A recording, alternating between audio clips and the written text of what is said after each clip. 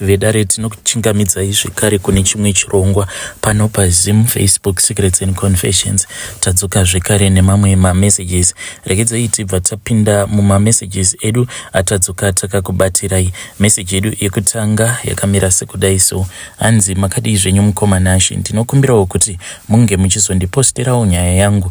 Kana mava kuposta nyaya yangu, please ndapota zamaiwo kuti munge muchizoviga chitupa changu. Inini mukoma, nyaya yangu yakamira sekudai so: I am a woman who is married. Ndigere zvangu muno munyika yedu, and there is nothing wrong with my marriage.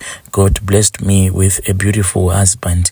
Asi mukoma, dambudziko ndini, ndinewo zvimwe zvinhu izvo zvandinosangana nazvo, and I am hoping kuti zvandauyawo neconfession yangu pano ndichakwanisa kubatsirikana, nekuti zvandinosangana nazvo mukoma zvakaoma, and kunyangwe wekuudza chaiye ndinomushaya zvekare, nekutonyara nekutotya kuti vanhu vandinoziva kana kuri vanhu vanondiziva kana kuri kunzi ndikavaudza kuti izvi ndo zvandinosangana nazvo mukati mekurarama kwangu, zvimwe kuda vanhu vanozoramba kushamwaridzana neni vachiti ndiri muroyi. Regedzai ndidzokere kumashure zvishoma. Mukoma, inini ndakashayikirwawo naamai vangu apo pandainge ndichiri mudiki, saka ndakati ndashayikirwa namama, then ndokubva ndazotanga kuchengetwa nagogo vangu.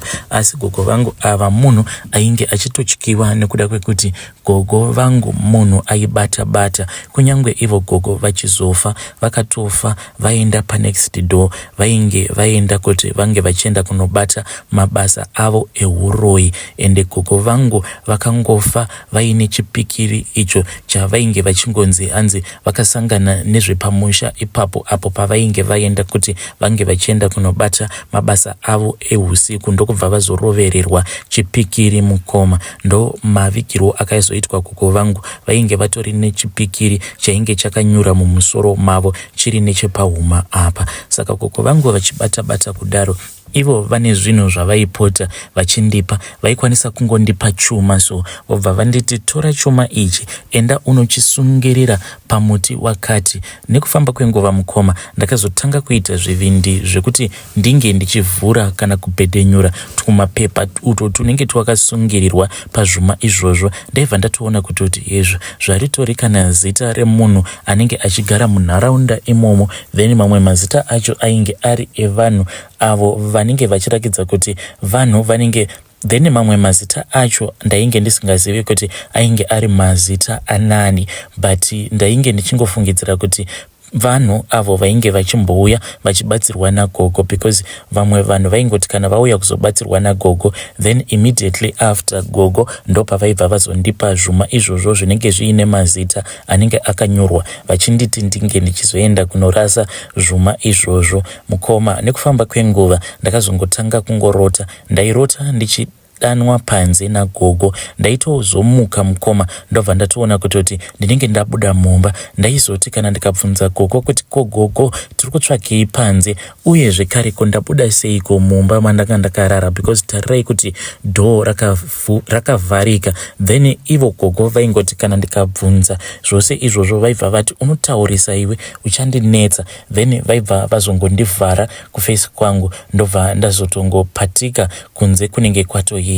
Saka gogo vangu pavakazoshayika mukoma, zvinhu zvose izvozvo zvakabva zvazomboti zii apo pandainge ndatorwa naamai guru sisi vamama vangu, ndokubva ndazotanga kugara zvangu naamai guru. Saka mai guru vangu ava munhu ainge achinamata, vainge vachienda kuPentecostal, saka vaiwanzo kuti kana paya pavanenge vachinamata ndainzwa kurwadziwa mukati memwoyo mangu. Kurwadziwa kunenge kustombori normal, but nekufamba kwenguva the more yavaingoramba vachingondikurudzira kuti ndinge ndichivajoina mukunamata, hope dziedzi ya mukoma dzakabva dzangoti zii. Kudzamara ndichizopindawo mumarriage, ndikatochatawo mune zvakanaka-naka. Ndingangoti musi wandakapinda mumarriage, hope dziedzi dzakabva dzazotanga kudzoka. Ndakatanga ndicharota mukoma ndiine pamuviri, then ndiine pamuviri kudaro pane vamwe vanhu vaiuya. Vanhu ava vaiita kunge inini ndine chikwereti chavo, ende vaiti kana vauya vaibva vazonditorera mwana wangu uyo wandinenge ndakatakura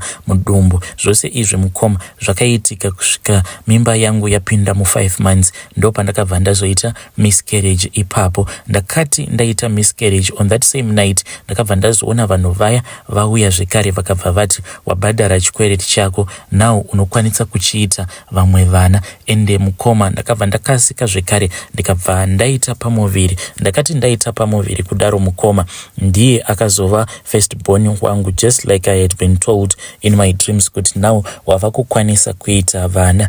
Then mukoma hope dziya dzakazongoramba dzichingodzoka, hope dzekuti ndinotorota nditori kumakuva. Ende musi wekuti ndinenge ndichizorota ndiri kumakuva, amenoso zvandinongotanga kungonzwa kana zuva rava kunorereka, paya pekuti zuva rinenge risisina simba, ndinotanga kunzwa kamwe kakumerera. So zvekare ndinotanga kungonzwa rimwe dzungu, but dzungu iri rinenge risiri dzungu riya rekuti ndinenge ndava kusakwanisa kana kubika kana kuita mamwe mabasa epamba pangu. Ndinenge ndichingonzwa kamwe kadzungu semunhu ari kuda kutemwa nemusoro. Ndinobva ndatoziva kuti usiku ihwohwo pane zvinenge zvichazoitika chete. Ndinozoti paya kana ndazorara mukoma ndo pandinobva ndaona kuti mubedroom mangu munenge muine vanhu avo vanenge varimo, even though ndisingakwanisi kuzoona zviso zvavo vanhu ava mukoma. Ndinoti kana ndavaona kudaro vanobva vazongonditi titevere, then ndinobva ndangovharwa zvekare chiso changu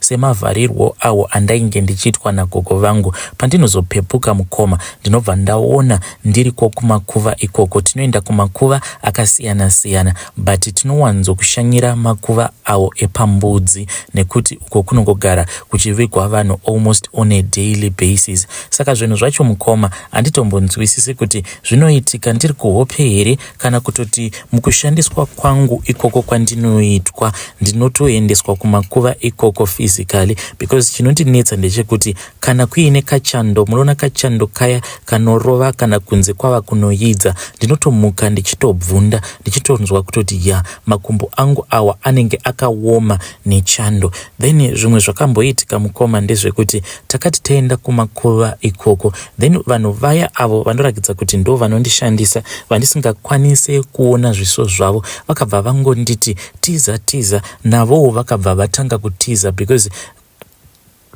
nekuti kumakuva ikoko kwainge kuine rimwe zimunhu rainge richifamba richiuya apo patainge tiri. Zimunhu iri rainge rakaita zijaindi zvekuti wainge usingatombokwanise kuona kuti musoro waro nemafudzi aro anogumirepi, nekuti rainge rakangorebenuka richinosvika kumakore. Saka vakangonditi tiza. Inini ndakangokwanisa kungotarisa zinhu riya kamwe chete, asi ndakangokwanisa kungoona mabvi aro, nekuti mabvi aro mukoma ainge akakura almost kutonopinda mumakore. Ndokubva ndatanga kutiza. Pandakatiza kudaro mukoma ndakabva ndazonorovera pane rimwe guva. Ndarovera kudaro ndakabva ndazokuvara pagokora pangu apa.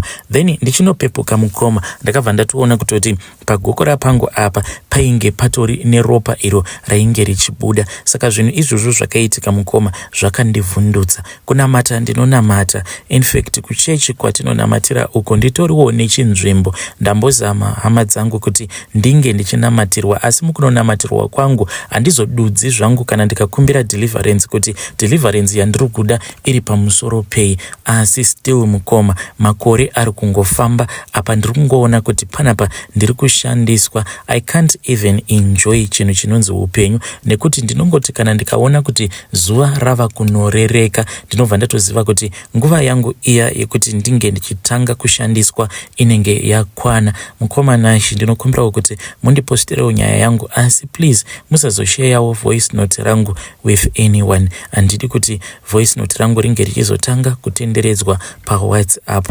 Please ndapota ndinokumbira kuti imimi munge muchizoita zvekunaretawo nyaya yangu, ndichange ndichizotevererawo mucomment section. Hey vedare, ndo message iyo yandakatumidzirwa ichibva kuna vahanzvadzi vedu. Please ngatizamei kuti tinge tichitaura navo mucomment section. Anzi ndiri kushandiswa each and every night, ndinorota ndiri kumakuva, then pane pamwe pandakazomborota ndiriko kumakuva mukunotiza. Mushure mekunge ndanzitiza ndikabva ndazonorovera pane rimwe guva, asi pandakamuka ndakabva ndatoona kutoti ndainge ndiine injury. Zvakangoma hazvo vedu wei. Please ngatizamei kutaura navo vahanzvadzi vedu ava mucomment section. Rekedzai tibva taenda panyaya yedu inotevera. Nyaya yedu inotevera yakamira sekudai so. Hanzi makadii zvenyu mukoma nashe, ndinokumbirawo kuti munge muchizondipostirawo nyaya yangu. Inini mukoma ndakangoitawo disadvantage yekuti mukunokura kwangu kuma area kwedu kwatainge tichigara, taigara padhuze nepabhawa. Saka tichigara padhuze nepabhawa ipapo mukoma ndakazongotanga kungoita zvezve zvekuti ndaibuda mumba usiku ndaita zvekuvhura window, ende musikanzwa yacho yandainge ndakaita mukoma. This was after ndatanga kudanana neumwewo mukomana uyo ainge akangwarisa. Saka iye akabva ati kwandiri, zvatinoita ndezvekuti tinokwanisa kungocheka simbi pabugler bar, then kana tacheka simbi iyoyo hatizoicheke yose but tinongoisiya zvezve zvekuti iwewe kana uchida kubuda kana kuti inini ndichida kupinda tinongoisimudzira zvishoma, then ndobva ndatokwana, ndobva ndapinda vabereki vako vasingazvizivi. Akabva azouya nehacksaw ainge ari masikati, tikabva tacheka bagla bar riya but takaricheka zvekuti raikwanisa kuvharika zvekare richivhurika. Saka pandakazorambana naye mukomana uyo mukoma, iye ainge atondidzidzisa chitsotsi chose chekuti kana uchida buda mumba usiku unoita sei. Saka mukunoita that freedom mukoma yekuti ndainge nichibuda ndichinorara kudzimba dzevakomana vakasiyana siyana, ndo pandakabva ndazongopindwawo nemweya wekuti ndikuda kumboenda kunonwa doro. Apa ndainge ndisina kana send at all. Ndakazoti ndaenda kubhawa kuya ndo pandakabva ndazotengerwa doro neumwe murume. Kusaziva zvangu mukoma kuti once watengerwa doro munhu anenge achida kuti ange achizorara newe. Doro racho raakanditengera mukoma handina kana kutombokwanisa kurinwa kwenguva refu because rainge richivava. Then pandakazosimuka ndichiti ndava kuda kudzokera kumba, naiwo akabva ati mira ndikuperekedze. Ndakabva ndati it is fine because ndainge ndichitongotyawo kufamba usiku. Saka tava kufamba akabva azongonditi uya pano, ndokubva azopinda neni mune kamwe kasango akabva ati ndotorara newe. Ndikati wai uri kuda kurara neni? Zvikanzi handiti wadya mari yangu. Murume uya akabva azorara neni mukoma. Unfortunately akabva azondipa pamuviri. Ndakati ndaita pamuviri paya ndokubva ndazomuapproacha ndikamuudza kuti tarira uone kuti wakandimitisa. Iye akabva ati haakwanise kuti ange achizochengeta mwana wacho uyu wandainge ndakatakura because iye ainge aine vakadzi vaviri zvekare nevana vakawandisisa. Saka akabva ati nhumbu iyoyo ndinofanira kuti ndinge ndichizoibvisa. Saka akabva azonditora one day ndokubva azoenda neni akabva azonondibvisisa pamuviri paya mukoma. Kubva ipapo ndo pandakabva ndazongopindwa nemweya iwoyo wekuti kana ndikangobatira pamuviri ndinobva ndatobvisa pamuviri. Ndakabvisa pamuviri so many times mukoma that I do not even remember because kunyangwe icho chibereko changu chakazongosvika pakujairira zvezve zvekungoti kana ndikangonwa zvinovava kana ndiine pamuviri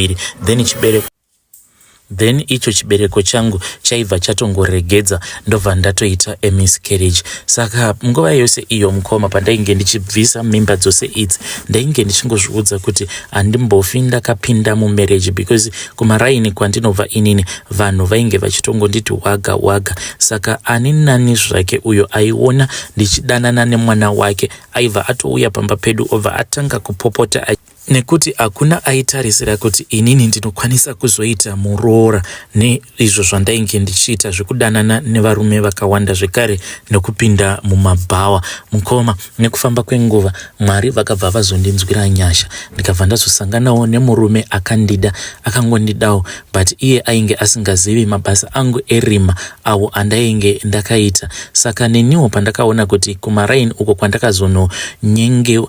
Saka iniwo mukoma kuma areas kwemurume uyo Saka iniwo mukoma pandakangoona kuti murume wangu munhu anondida, ndakabva ndangoona kuti it was far much better ndingoita settle down with him, ndokubva ndazopinda mumarriage, ndakaroorwawo mukoma mune zvakanaka-naka. But this secret iyi yandakachengetedza mumwoyo mangu, secret yekuti ndiri munhu akabvisa mimba dzekutoti kunyange ndikabvunzwa kuti saka zvaunoti wakabvisa nhumbu, wakabvisa ngani, handitombokwanisi kudziverenga because dzakawandisisa mukoma. Kubva ipapo pandainge ndichiri in form 3 kuzosvika ndichizosangana neuyo akazova murume wangu, ndainge ndichingobvisa mimba, ndikangonzwa sekunge ndatokanganisika, ndobva ndatotsvaka zvinovava, ndobva ndanwa. Saka vana vandakaurayisa mukoma vakawandisisa, and at the end of the day kana ndikabofunga kuti murume wangu ndomuudza here about my past, ndinobva ndanzwa ndichitya kuti kana iye akaziva kuti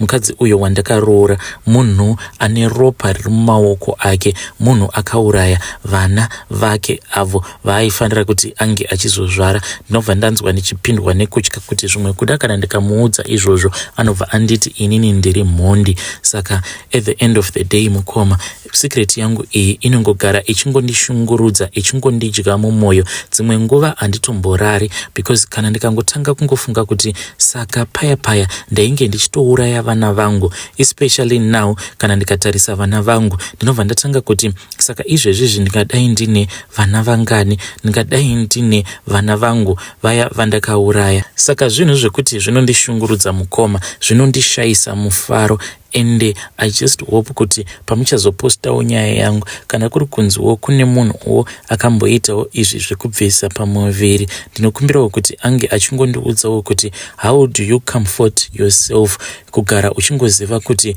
une ropa rawakadeura. And each and every time mukoma, I hate that message inogara ichingoparidzwa napasta vedu yekuti kana wakabvisa pamuviri zvakangofanana nekuti wakauraya munhu. Ndinobva ndanzwa ndichifila very guilty zvekuti dzimwe nguva ndinenge ndava kutongozvidzora, ndava kutonzwa kuti it is far much better kuti ndinge ndichingosiyana nazvo zvekunamata, because ininiwo ndiri munhu wekuti ndakasvikawo panguva yekutozvinyima zvekudya ndichingokumbira ruregerero kuna Mwari. But each and every time mufundisi wedu kana akatanga kungoparidza about that story yekuti kune vakadzi vakabvisa pamuviri, munofanira kuziva kuti zvamakaita zvakangofanana nekuti makauraya. It makes me to feel so guilty zvekuti zvechechi zvacho ndinonzwa zvichindibuda bit by bit, but ndiri munhu zvangu anoda Mwari, anozvidira Mwari wake. That is why zvangu ndichingozvicontrola. Please post for me. When you post my story, please notify me ndikwanise kuzotevererawo mucomment section. Chandiri kungodawo kungoziva ndechekuti secret iyi ndoiudza murume wangu here kana kuti ndongosiyanawo nazvo. Vedare ndo message iyo yandakatumidzirwa ichibva kuna vanzvadzi vedu. Hanzi please ndibatsireiwo, secret yangu iyi ndodii nayo, murume wangu ndomuudza here kuti even though uchiona ndiri munhu wekuti ndinonamata ende ndiri munhu akatendeka akavimbika, but kumashure uko ndakatombopinda mubhawa. Ndichipinda mubhawa kudaro ndakambomitiswa ndikabvisa pamuviri. From there on ndakazobvisa nhumbu dzakawandisisa zvekutoti handitombozivi kuti ndakabvisa nhumbu ngani.